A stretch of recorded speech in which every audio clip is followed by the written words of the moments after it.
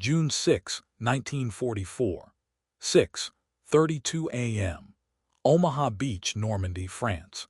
The English Channel heaved with gray swells that slammed against the ramps of landing craft, sending spray across the huddled soldiers who gripped their rifles and tried not to vomit from seasickness and fear. The air tasted of salt and diesel fuel, and the acrid smoke of naval bombardment. Thousands of shells screaming overhead toward the bluffs that rose 100 yards from the waterline. The sound was apocalyptic, a continuous thunder that made thought impossible, that reduced men to their most basic instincts. Crouch low, hold on, survive the next 30 seconds. Medic Thomas Valence, Company A, 116th Infantry Regiment, 29th Infantry Division, pressed his back against the steel side of landing craft. Assault 10-15, watching the shoreline grow closer through the gap between soldiers' helmets. He could see the beach obstacles now, wooden stakes and steel hedgehogs designed to rip the bottom out of landing craft, many of them topped with mines that would detonate on contact. Beyond the obstacles, the beach itself was several hundred yards of open sand, completely exposed, swept by German machine guns positioned in concrete bunkers on the bluffs above. Valence had been told the air bombardment and naval gunfire would destroy those bunkers before the infantry landed. Looking at the intact fortifications through the morning haze, he understood with terrible clarity that the plan had failed, that the Germans were waiting, that the next few minutes would determine whether he lived or died. The landing craft's ramp dropped at 6:33 a.m. in 6 feet of water, 50 yards short of dry beach. Men in the front ranks stepped off into the surf and disappeared beneath the waves, pulled under by the 60 pounds of equipment each soldier carried. Machine gun fire from the bluffs began immediately, bullets snapping through the air with sounds like whip cracks, hitting water and metal and flesh with distinctive impacts that Valence's brain categorized even as he pushed forward through the surf. Men fell around him, some silently, others screaming, the water turning pink and then red in spreading patches. He made it to the beach and ran toward a wooden seawall, the only cover between the water line and the German bunkers, his boots slipping on wet sand, his breathing ragged. Artillery shells were exploding on the beach, adding fragmentation wounds to the casualties from small arms fire. The beach was chaos, landing craft disgorging men who were immediately pinned down or killed, tanks burning after hitting mines, engineers trying to clear obstacles while under fire, officers attempting to organize squads that had been scattered and decimated before they even reached dry ground. 5 miles to the east, on Sword Beach, British commandos were pushing inland through flooded fields, encountering lighter resistance because British and Canadian forces had landed more on target and faced fewer fortifications. 10 miles to the west, at Utah Beach, American paratroopers who had jumped hours earlier in darkness were linking up with infantry coming ashore, consolidating a foothold that was already growing. But at Omaha Beach, the assault was failing. By 7:00 a.m., barely 30 minutes after first landing, over 2,000 American casualties lay on the beach or in the surf, dead or wounded, the survivors hugging the seawall or whatever depression in the sand offered protection from the murderous fire. Company A, 116th Infantry, which had led the assault, had suffered 96% casualties. The beach was supposed to be secured in 2 hours. Instead, men were trapped, unable to advance, barely able to survive. German defenders on the bluffs, members of the 352nd Infantry Division, poured machine gun and mortar fire into the Americans below, congratulating themselves on throwing back the invasion, certain that this was the main Allied assault and that they were defeating it. They were wrong. Omaha Beach was not being repulsed. It was experiencing the worst of 6 simultaneous Allied landings across 50 miles of Normandy coastline, landings that by day's end would put 156,000 troops ashore, the largest amphibious invasion in human history. While German defenders at Omaha inflicted terrible casualties, American soldiers were clawing their way up the bluffs through sheer determination and small unit leadership. At Omaha Beach, 23,000 Americans had landed by noon with fewer than 200 casualties. At Gold, Juno, and Sword Beaches, British and Canadian forces were pushing several miles inland, capturing villages and securing bridges. And in the hedgerows and fields behind the beaches, 23,000 American and British airborne troops who had parachuted in during the night were disrupting German communications, blocking roads, sowing confusion that prevented organized German counterattacks. The Germans were winning at Omaha Beach while losing Normandy, succeeding tactically while failing strategically, destroying individual units while facing an invasion force so massive that local victories were meaningless. German High Command, observing the landings from Paris and Berlin, believed Normandy was a feint. Their intelligence assessments had convinced them that the main Allied invasion would target Pas-de-Calais, the narrowest point of the English Channel, only 20 miles from Dover. Normandy was too far, too difficult, too unlikely to be the real objective. The forces landing there, German strategists concluded, were a diversion meant to draw German reserves away from Pas-de-Calais, where the true invasion would occur. This assessment was so deeply held that even as reports of massive Allied landings came in throughout June 6, German commanders hesitated to commit their reserves, particularly their panzer divisions, fearing they would be out of position when the real attack began. This hesitation, born of flawed intelligence and operational rigidity, gave Allied forces the critical hours they needed to establish their beachhead and begin building combat power ashore faster than Germans could respond. The German belief that Normandy was a feint represented one of the most successful deception operations in military history. Operation Fortitude, the Allied plan to mislead German intelligence about invasion timing and location, had been running for months before D-Day. It involved fake radio traffic simulating an army group in southeast England preparing to invade Pas-de-Calais. It included dummy landing craft, inflatable tanks, and false intelligence fed through double agents the Germans thought were working for them but who actually reported to British intelligence. It exploited German preconceptions about what made military sense, reinforcing beliefs German planners already held rather than contradicting them. The operation worked because it told the Germans what they expected to hear and wanted to believe: that the Allies would take the shortest, most direct route to Germany, that they would not risk the longer crossing to Normandy, that any attack on Normandy was necessarily secondary to the main effort that must come at Pas-de-Calais. This belief persisted even as evidence accumulated throughout June 6 that Normandy was not a diversion but the invasion itself. German commanders received reports of paratroop landings behind all 5 beaches, of naval bombardments involving hundreds of warships, of landing craft waves bringing ashore not just infantry, but tanks and artillery and engineers with specialized equipment. But these reports were filtered through the assumption that Normandy was a feint, and so they were interpreted as confirmation that the Allies were committing significant resources to their deception, which meant the real invasion must be even larger. The logic was circular and self-reinforcing. The more Allied forces landed in Normandy, the more convinced German High Command became that the true attack was still to come at Pas-de-Calais. As a result, Germany's 15th Army, positioned to defend Pas-de-Calais and comprising 19 divisions including some of Germany's best units, sat idle throughout June 6, while 7th Army in Normandy fought alone against overwhelming Allied numbers. The emotional contrast between German expectations and reality was profound. German soldiers defending Normandy's beaches had been told they were manning the Atlantic Wall, Hitler's Fortress Europe, an interconnected defensive system so formidable that any Allied invasion would be thrown back into the sea within hours.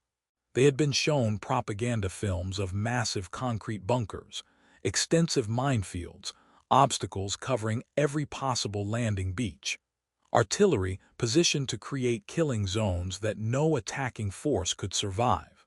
Some of this propaganda reflected reality. There were fortifications, obstacles, and artillery in Normandy, but the density and coverage were far less than propaganda suggested. Resources had been concentrated at Pas-de-Calais, leaving Normandy relatively lightly defended. The divisions stationed in Normandy included many second-line troops, older men or soldiers recovering from wounds suffered on the Eastern Front, units equipped with captured French or Czech weapons, forces that German planners considered adequate for defending against a diversionary attack, but insufficient for stopping a main invasion. When the Allied assault began before dawn on June 6, with paratroops dropping inland and naval bombardment pounding defensive positions, German soldiers who had believed the Atlantic Wall was impregnable discovered that concrete bunkers could be destroyed by 14-inch naval shells, that obstacles could be cleared by engineers under fire, that minefields could be breached through sheer determination and terrible casualties. At some beaches, particularly Utah and the British-Canadian sectors, German defenses collapsed quickly, local commanders recognizing they were facing forces far larger than their units could contain and withdrawing to avoid encirclement. At Omaha Beach, where the 352nd Infantry Division had been conducting training exercises and happened to be at full alert when the invasion began, German defenders fought with discipline and effectiveness that made the American landing extraordinarily costly. But even at Omaha, by mid-afternoon small groups of American infantry had infiltrated up the bluffs, flanked German strong points, and begun clearing bunkers from behind, breaking the defensive line that had pinned thousands of soldiers on the beach below. The symbolic object that recurs throughout this narrative, the element that represents Allied material superiority and operational success, is the landing ship tank, LSD. These ungainly vessels, 328 feet long with flat bottoms and a draft shallow enough to beach directly on shore, were designed to carry tanks, trucks, artillery, and supplies from England to France and unload them directly onto beaches. Each LSD could transport 20 tanks or 60 vehicles or 2,100 tons of cargo. The Allies had over 200 LSDs participating in the Normandy invasion, along with thousands of smaller landing craft. The LSD represented industrial capacity at the scale the Germans could not match or counter. American and British shipyards had mass-produced these vessels specifically for amphibious operations, building them faster than German forces could destroy them, creating an invasion fleet that could transport entire armies across the channel with their vehicles and supplies intact. When German soldiers saw LSDs grinding up onto Normandy beaches in waves, disgorging Sherman tanks and trucks and artillery pieces, they were witnessing industrial warfare at a scale their own economy could not replicate. The LSD was not a glamorous weapon. It was slow, awkward, vulnerable to enemy fire, uncomfortable for the crews and troops aboard. British sailors called them large, slow targets. But the LSD embodied the logistical superiority that determined outcomes in modern, industrialized warfare. Putting 156,000 troops ashore in 24 hours required not just tactical success, but logistical precision. Those troops needed food, ammunition, medical supplies, communications equipment, and heavy weapons. They needed to be followed by additional waves bringing more troops and supplies to sustain operations. The LSD made this possible by eliminating the need for captured ports in the invasion's early stages. Instead of requiring weeks to seize and repair port facilities before heavy equipment could be unloaded, LSDs brought tanks and artillery directly to beaches, allowing Allied commanders to build combat power ashore immediately. By the end of June 6, over 2,500 vehicles had been landed, giving Allied forces mobility and firepower that German defenders could not match with the resources available to them in Normandy. The German command structure's failure to respond effectively to the Normandy landings reflected both the success of Allied deception and the dysfunction of German military organization in 1944. Operational command in France was divided between Field Marshal Erwin Rommel, who commanded Army Group B defending northern France, and Field Marshal Gerd von Rundstedt, overall commander in the West. Rommel believed the invasion would be defeated on the beaches and wanted reserves positioned close to the coast where they could counterattack immediately. Von Rundstedt believed in mobile defense, holding reserves inland where they could respond to the invasion wherever it occurred. Hitler had intervened in this dispute by placing panzer divisions under his direct control, requiring his personal authorization before they could be committed to battle. On the morning of June 6, Rommel was in Germany visiting his wife for her birthday, having been told by weather forecasters that channel conditions made invasion impossible for several days. Von Rundstedt was in Paris, and Hitler was asleep at his mountain retreat in Bavaria, with staff reluctant to wake him with news that might prove to be a false alarm.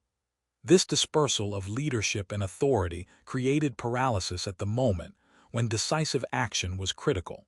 Local commanders in Normandy reported massive Allied landings and requested immediate reinforcement by panzer divisions. These requests went up the chain of command to von Rundstedt's headquarters, where staff officers recognized the scale of the invasion but could not authorize committing reserves without Hitler's approval. But Hitler was asleep, and his staff would not wake him until late morning.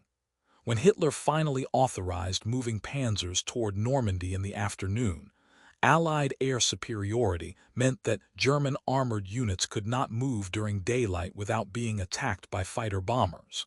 The divisions that should have reached Normandy by evening of June 6 arrived piecemeal over the following days, too late to throw the Allies back into the sea, committed instead to containing a beachhead that was already too large and too well supplied to be eliminated. The historical evidence of German confusion and ineffectiveness on June 6 is documented extensively in unit war diaries and after-action reports.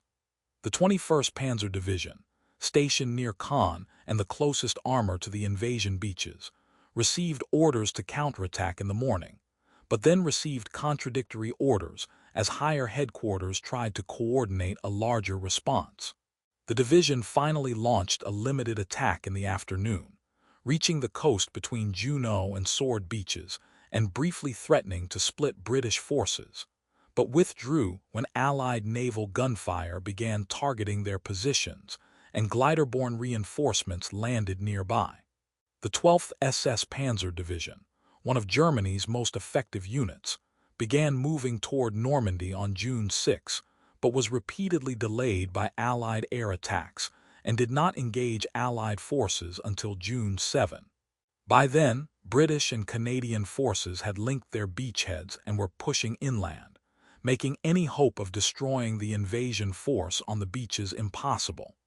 German soldiers who fought in Normandy during those first critical hours experienced the dissonance between what they had been told and what they faced. They had been assured that Allied air power would be neutralized by the Luftwaffe. Instead, German aircraft were almost entirely absent while Allied fighters and bombers operated continuously overhead. They had been told that the Atlantic Wall was impregnable. Instead, they watched Allied engineers blow gaps through obstacles and Allied armor pour through onto the beaches. They had been promised that any Allied landing would be met with immediate panzer counterattacks that would crush the invaders before they could consolidate.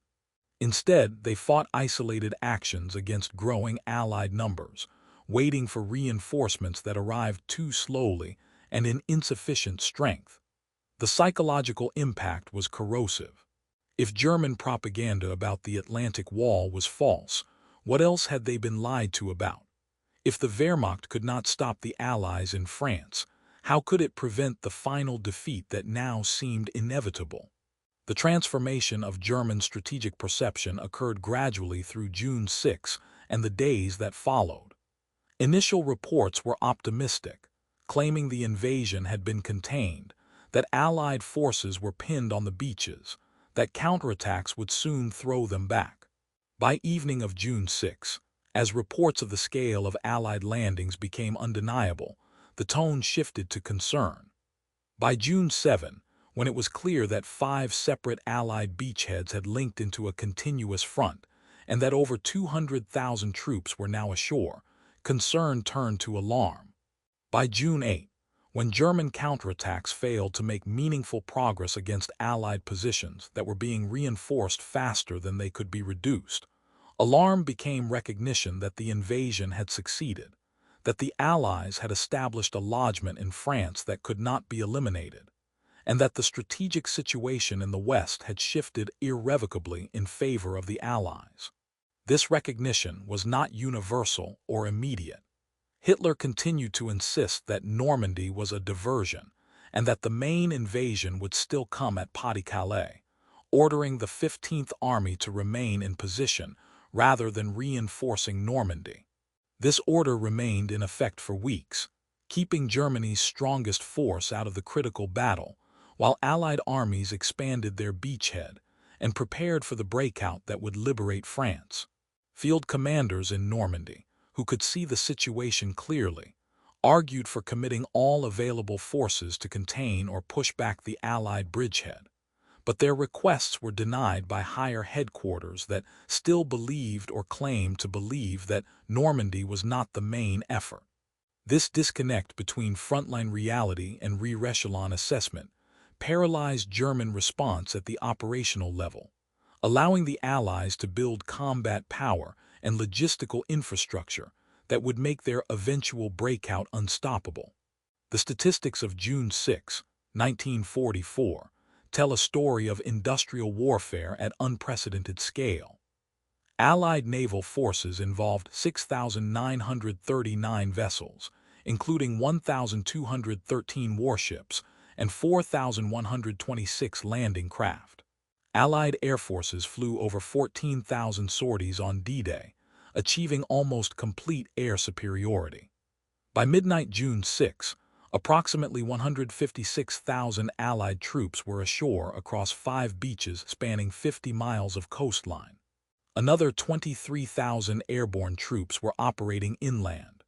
Over 2,500 vehicles had been landed, including tanks, armored personnel carriers, artillery pieces, and supply trucks. Allied casualties for the day totaled approximately 10,000, with 4,414 confirmed killed, the majority of them at Omaha Beach. German casualties are harder to calculate but were likely between 4,000 and 9,000, including killed, wounded, and captured. More significantly, German tactical positions had been overrun across the entire invasion front, creating a crisis that German forces in France did not have the strength to resolve. The contrast between these numbers and German defensive capabilities reveals the asymmetry that determined the battle's outcome. The German 7th Army defending Normandy consisted of 9 divisions, many of them under strength, equipped with a mixture of German and captured equipment, supported by limited air cover and with no naval presence. These forces faced an invasion supported by complete air and naval superiority, with material resources that could replace losses and sustain operations indefinitely. The Atlantic Wall fortifications, impressive in propaganda imagery, covered perhaps 15% of the Normandy coastline with serious defensive works. The rest consisted of obstacles in the water, barbed wire, and minefields, impediments that slowed the Allied advance but could not stop it. German forces fought with skill and determination, but they were defending an impossible position against an enemy that could bring to bear resources they could not match. The LSD, that symbolizes Allied success, continued delivering supplies and reinforcements throughout June and into July. By June 11, 5 days after D-Day, over 326,000 troops, 54,000 vehicles, and 104,000 tons of supplies had been landed in Normandy. By June 18, The artificial mulberry harbors, prefabricated concrete structures towed across the channel and assembled off the invasion beaches, were operational, dramatically increasing the rate at which supplies could be unloaded. By the end of June, nearly 1 million Allied troops were in France, supported by logistics that could sustain offensive operations on a scale Germany could no longer match. The LSD's ungainly form, grinding up onto beaches day after day, represented the industrial foundation of Allied victory. The capacity to produce enough of everything, ships, tanks, planes, ammunition, food, that sheer material weight would eventually crush German resistance regardless of tactical skill or operational competence. German soldiers watching LSDs unload tanks and supplies without interruption from German aircraft or artillery understood viscerally what their leaders seemed unable to acknowledge: that the war was lost, that American and British industrial capacity had reached a scale that German forces could not overcome. One German officer, captured in late June, told his interrogators that watching the Allied buildup was like watching a factory operate, an endless stream of ships bringing more men and more equipment, all of it organized with mechanical precision. He described feeling not fear but a kind of awe mixed with despair, recognition that his side was facing an enemy that operated at a scale of efficiency Germany could no longer match. This psychological impact extended beyond individual soldiers to entire units, eroding the will to resist even among troops who remained capable of effective tactical action. The Allied achievement on June 6, 1944, extended beyond the tactical success of getting troops ashore. It represented the culmination of years of planning, training, and industrial mobilization. The Operation Overlord plan was developed over 18 months, considering countless variables: tide tables, moon phases, weather patterns, beach gradients, German defensive dispositions, logistics requirements.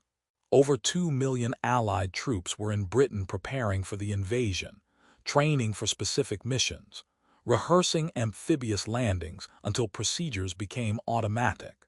American and British factories produced landing craft, amphibious tanks, specialized engineering equipment designed to overcome specific obstacles. Intelligence operations gathered information about German defenses through reconnaissance, aerial photography, and captured documents. Deception operations created false threats to tie down German forces away from Normandy.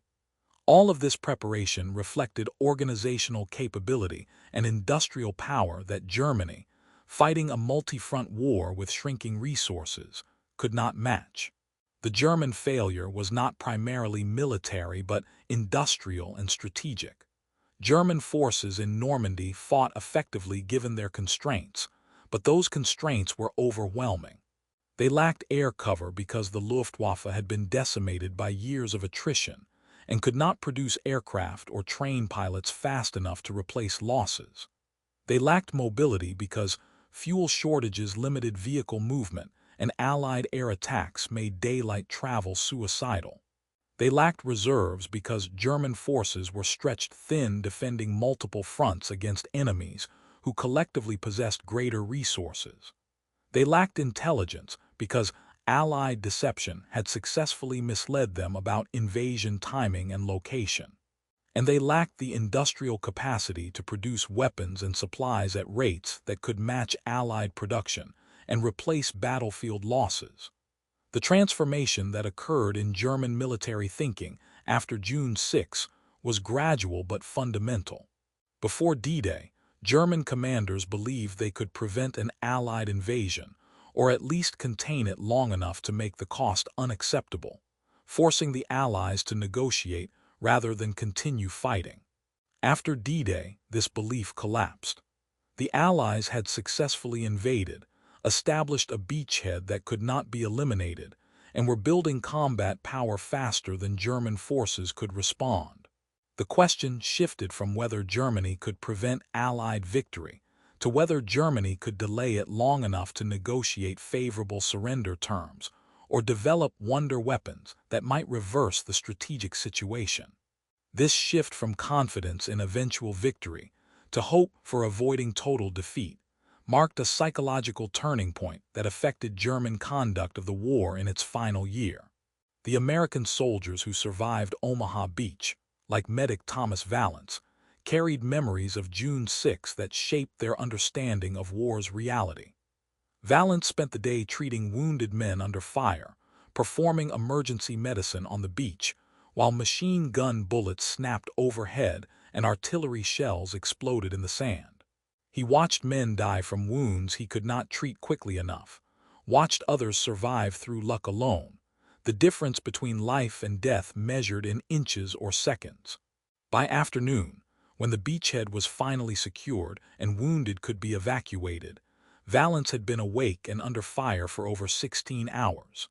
He remembered the sound of bullets hitting water, the smell of blood mixed with salt water, the weight of exhaustion so profound that sitting down for even a moment meant risking falling asleep despite the ongoing battle.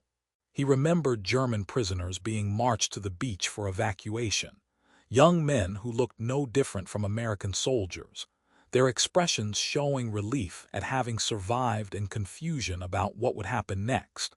Years later, Valence would reflect that the German defenders at Omaha Beach fought well, but were overwhelmed by numbers and firepower they could not match. They had good positions and used them effectively. They inflicted terrible casualties on the Americans attacking uphill against fortified positions. But they were a single regiment facing a division, with no reinforcements available and no support from air or naval forces. Once American infantry worked their way up the bluffs and began attacking bunkers from behind, the German defense collapsed not because of poor soldiering, but because the tactical situation had become untenable. The Germans fought until fighting became pointless, then surrendered or retreated. This pattern, effective tactical defense followed by operational collapse, would characterize the entire Normandy campaign.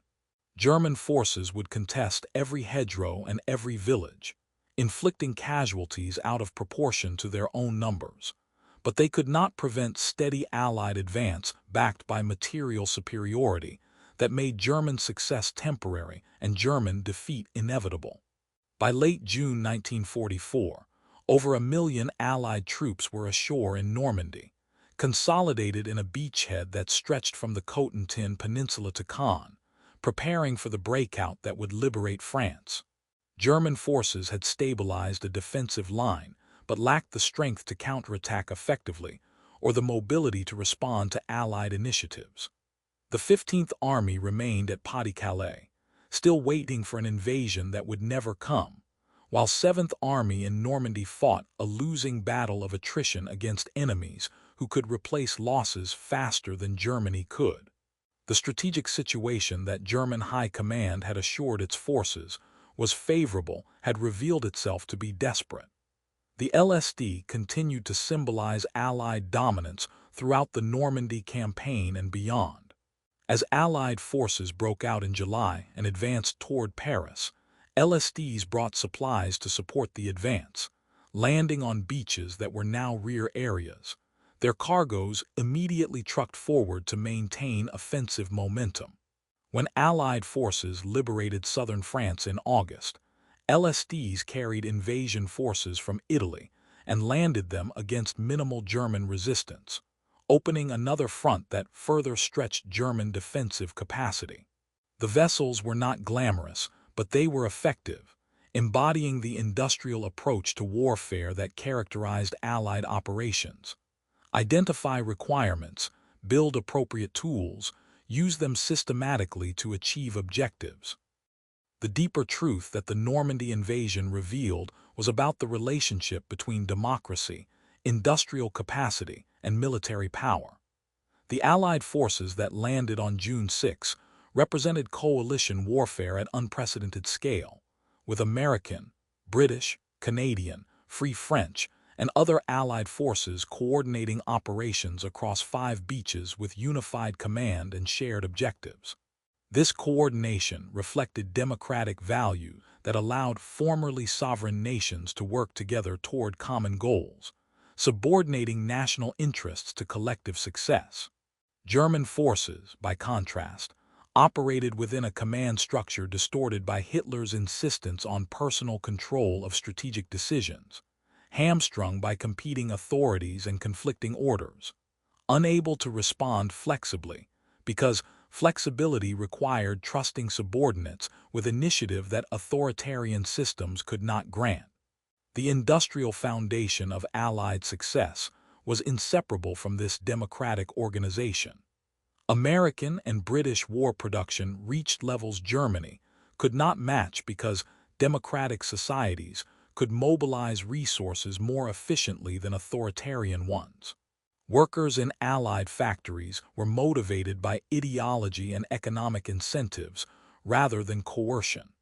Supply chains functioned smoothly because they were managed rationally rather than being distorted by political considerations.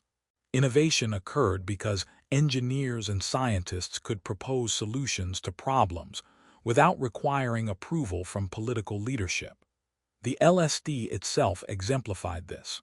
American shipbuilders had identified the need for a vessel that could beach and unload directly on shore, designed it, mass-produced it, and delivered hundreds of them to Allied forces within 2 years. German equivalents either did not exist or existed in numbers too small to affect operations. The German belief that Normandy was a feint persisted in some quarters for weeks after D-Day, even as evidence accumulated that the invasion was real and succeeding. This persistence reflected not just successful Allied deception, but German psychological inability to accept that their strategic situation was as bad as reality indicated. Acknowledging that Normandy was the main invasion meant acknowledging that German defenses had failed, that Allied power was overwhelming, that defeat was likely. It was psychologically easier to believe that the true invasion was yet to come, that current setbacks were temporary, that eventually German forces would prevail. This denial allowed German high command to avoid confronting unpleasant truths, but prevented them from responding effectively to the crisis actually occurring. When the psychological reckoning finally came, when German commanders acknowledged that Normandy was not a feint but a successful invasion that had irrevocably shifted the strategic balance in the West, the implications were profound. It meant that Germany was now fighting a two-front war against enemies with superior resources, that no realistic path to victory existed, that the question was not whether Germany would lose but how long defeat could be delayed.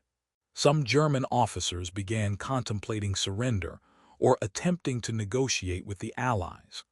Others plotted to assassinate Hitler and install a government that might achieve more favorable surrender terms. The July 20, 1944 assassination attempt against Hitler, though it failed, reflected this growing recognition among parts of the German military that continuing the war meant Germany's total destruction. The soldiers and sailors and airmen who participated in the Normandy invasion, whether they landed at Omaha Beach or Utah Beach or any of the other landing sites, whether they parachuted in darkness or sailed LSDs across the channel, carried forward a victory that shaped the remainder of the war and the post-war world. They had broken through the Atlantic Wall that German propaganda claimed was impregnable. They had established a foothold in France that could not be eliminated. They had demonstrated that Allied industrial power and organizational capability could achieve objectives that seemed impossibly difficult. And they had shown that democratic nations, working in coalition, could defeat authoritarian powers through combination of material superiority and shared commitment to common values. The epilogue to June 6, 1944 played out over the remaining 11 months of the war in Europe. Allied forces broke out of Normandy in late July, liberated Paris in August, reached the German border in September. They faced setbacks, including the failure at Arnhem and the shock of the German Ardennes offensive in December. But the trajectory was never in doubt after Normandy. German forces fought with skill and determination, but could not prevent steady Allied advance backed by resources Germany could not match.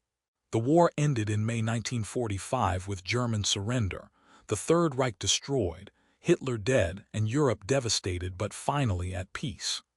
The LSD, symbol of Allied industrial might and organizational capability, outlived the war. Many vessels continued in service for decades, carrying cargo in peacetime, their amphibious capabilities useful for commercial purposes. They represented the transformation of American industrial capacity from peacetime production to wartime emergency to post-war reconstruction, the ability to build what was needed when it was needed, and then repurpose it when circumstances changed. The flexibility and scale of this industrial system was something Germany never possessed and never understood until too late, until LSDs were grinding up onto Normandy beaches in waves that could not be stopped, carrying tanks and trucks and supplies that would fuel Allied advance to final victory. In the end, German belief that Normandy was a feint represented not just an intelligence failure, but a failure of strategic imagination, an inability to comprehend that their enemies possessed resources and organizational capability so far beyond German equivalents that German tactical advantages were irrelevant. The 156,000 Allied troops who landed on June 6 were not a feint. They were the leading edge of an invasion force that numbered in the millions, supported by industrial production that could sustain those forces indefinitely, guided by leadership that could coordinate complex operations across multiple nations and theaters. When German commanders finally understood this reality, understood that they were facing not just a battle, but the full weight of democratic industrial power mobilized for total war, they understood also that defeat was inevitable. The only question remaining was how much additional destruction Germany would suffer before accepting that inevitability. The answer, shaped by ideology and organizational dysfunction that prevented rational strategic decision-making, was catastrophic.